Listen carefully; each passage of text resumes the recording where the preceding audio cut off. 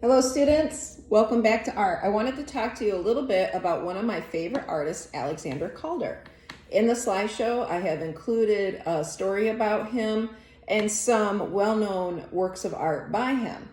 Alexander Calder didn't start out as an artist, but he was from a family of artists, and so he had a few different hats that he wore before he finally devoted his career to art. He was an engineer, and he worked with boilermakers, which were people at the time that made those big fuel burning heaters for things like big buildings and ships. He is a master of modern art. He's very well known for inventing the mobile, which you probably know a mobile is something that spins around in the air. He was also somebody who liked to use a lot of bright primary colors, and he had a very playful way about him. In fact, his first art that he created was a little wire circus that was animatronic, and he would wind things up and all sorts of wonderful things would happen. And he worked primarily in metal, and he worked with public spaces too. I included a sculpture in Grand Rapids, Michigan that you might be able to get to see one day in the city square that was designed by Alexander Calder, and it's become a symbol for the city. So Calder just used basically geometric shapes and organic shapes in his art. So we're going to use him as an inspiration for an artwork that you can kind of take apart and assemble and reassemble. Calder was very interested in toys, and he had a very playful way about him. And this artwork is a lot like a toy because you can change it around in all sorts of different ways.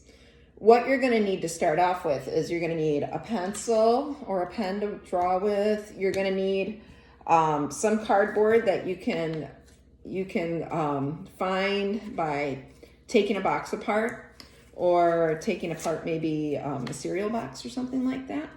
And I went around and looked for things to trace that were about this size, not too tiny.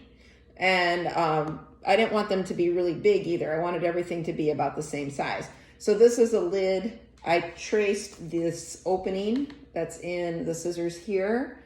And then I looked for round things and I traced those too. So the first thing you're gonna do is lay your cardboard out in your scrap pieces. Now my scrap pieces weren't huge, but I was able to make what I needed to make just from this one crate. And then, let me move that. Trace them out onto, trace your objects here. You can draw freehand too, or you can just use the edges. So if you have edges like this and you want to make a triangle, just cut right there. So go ahead and cut that out. And then after you cut it out, I really think these look good with color. Now I know a lot of the cardboard is going to be brown. So I tried to think about different ways that you could add color. You could color it with crayon, or permanent marker, which is what I did. I used some nice thick Sharpie markers here.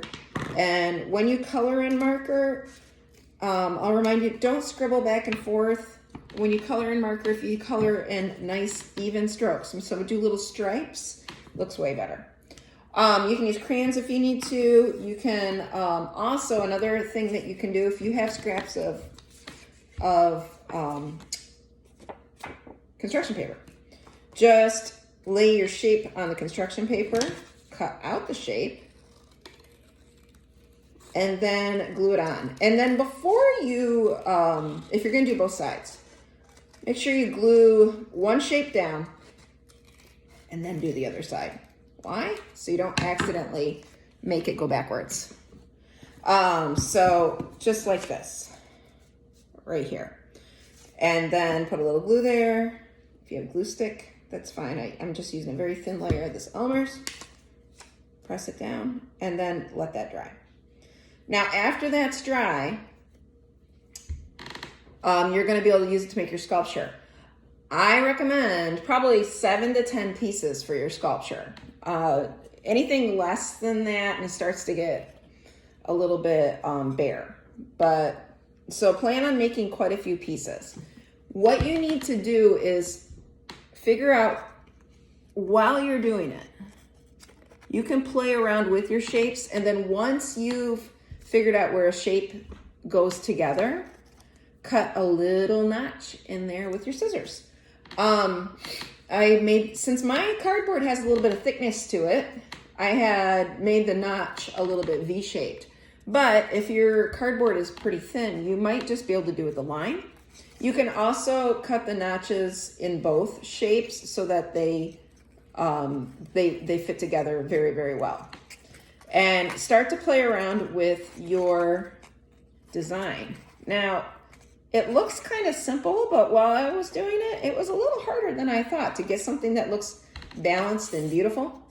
But I'm pretty happy with the way this one works out. But if I didn't like it, I could always just start to take it apart and then move it around in different ways. Now, if you do make your sculpture and you get it together exactly the way that you like it, then if you have a little bit of Elmer's glue, you can just put a little bead of Elmer's at the seams, and then it will stick together that way for good.